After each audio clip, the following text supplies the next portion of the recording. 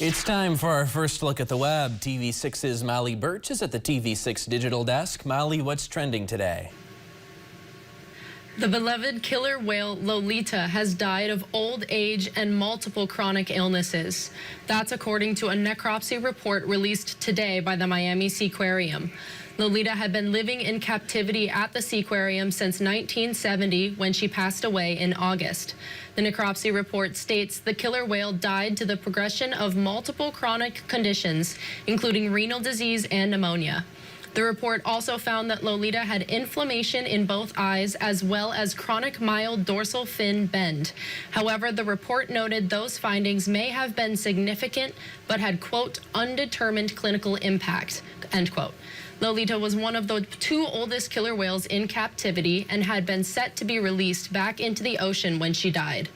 May Lolita rest in peace. Ben? Yes, a very long life. What else is trending today, Molly? Well, Universal Parks and Resorts is bringing Halloween year-round to Sin City, and they just revealed the name for the spooky experience.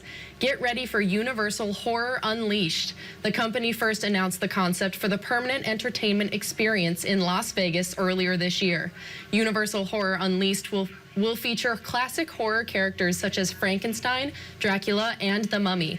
It will also be surrounded by haunting-themed bars and eateries by night.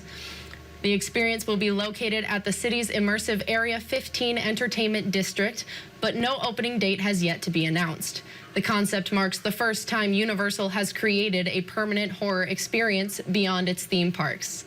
Back to you, Ben. All right, thank you very much, Molly.